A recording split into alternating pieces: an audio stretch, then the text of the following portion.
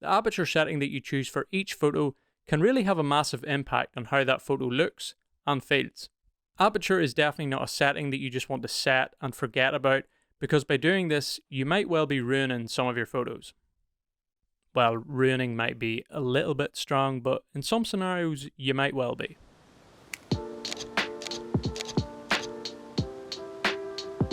What's up guys, welcome back to the channel and another video. Hope you're enjoying the festivities this time of year, if that's something that you celebrate. And if not, then hopefully you're just having a lovely December. So over the past few years, or really since I started photography, I've been in the situation that I'm sure some of you guys have been into when you're out taking photos and you might want to take a photo of a certain scene and you're just not sure what aperture you should really use.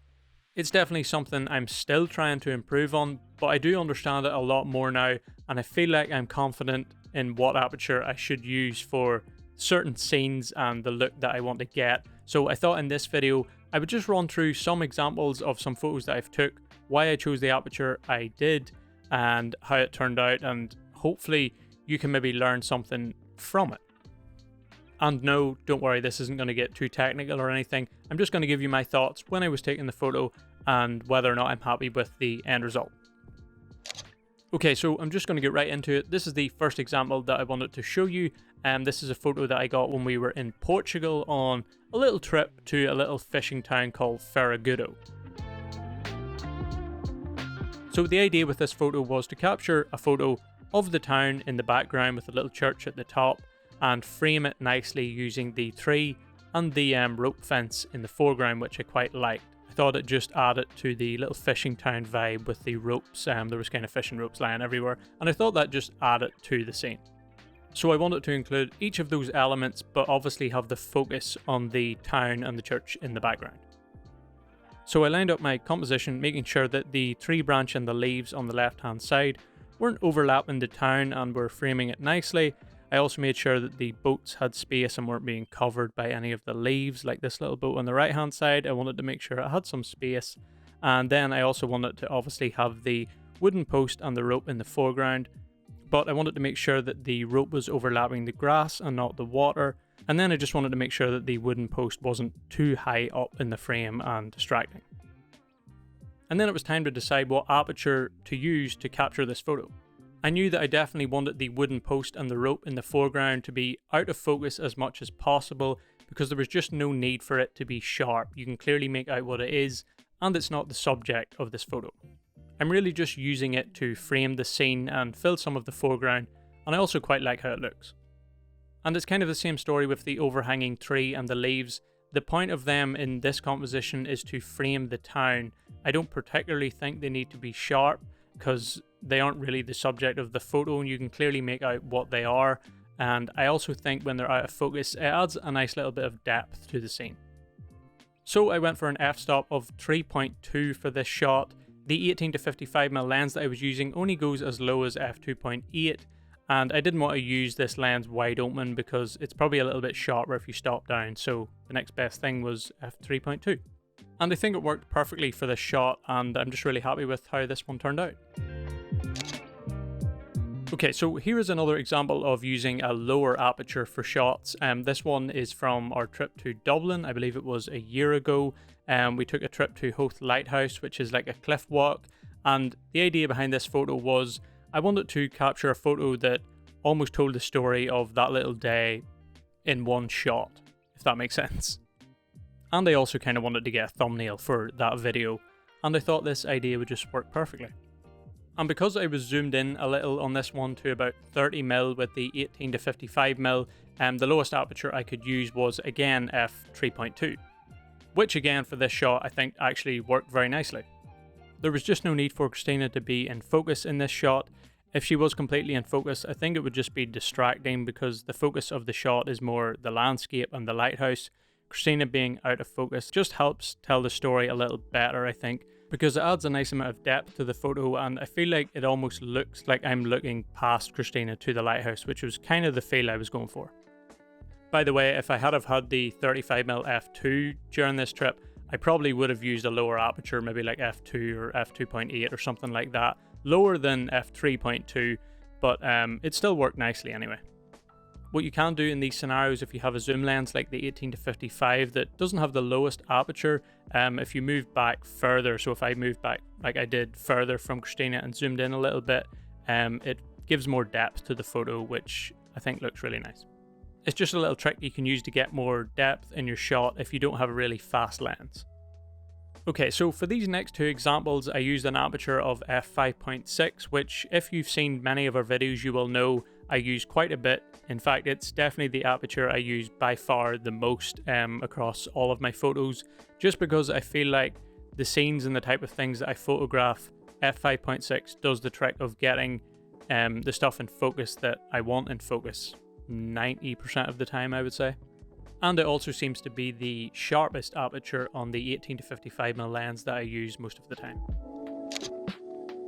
So for this first shot, I focused on the red brick house across the street, and I wanted the signpost on the right hand side to also be quite sharp. It's not essential that this entire scene is tech sharp, or at least I don't think anyway, but at the same time I didn't want to shoot wide open because I just didn't want things in the midground to get too soft. Now obviously the red brick house is the main subject here, but for me I feel like this entire scene and each element is almost a subject in itself, so I wanted them all to be sharp. This is one of those shots where the road almost takes your eye through the frame, so we have the post on the right hand side and then the road slowly leads around to the little smaller traffic post on the left hand side and then round to the red brick building, and I just feel like it's a better shot if those things are sharp rather than the whole entire foreground and midground being really soft. I don't think that would have helped the image at all. If that makes sense to you, that's what I was thinking at the time, and looking at it now, I think that was the best choice. The other example is a shot I got while we were in Olvera in Spain, and I think it's kind of similar to the last one. This was actually one of the scenes that I really liked, and I wanted to come back and take a photo of it with the Yashica, but I just didn't get the chance and the light didn't look the same the following mornings. But yeah, I really like this one. I am really glad I got this shot while I was there on the XT30. I really do need to get out again for a proper photo session with the Yashica again. I just love using that camera, and I don't get using it as much as I would like to, so yeah, I'll definitely get out with it again soon in a video. I did actually take a couple of photos on it when it was all snowy and icy here, which I still need to get developed and scanned, but yeah, I'll definitely get out in a video and use it again soon because yeah, just a fun camera to use, and I love how the photos turn out too.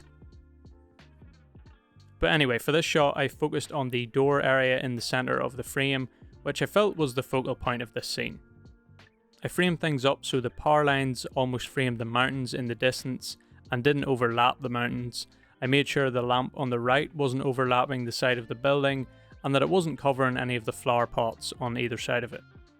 And really I just tried to give every detail in the scene a little bit of space where I could.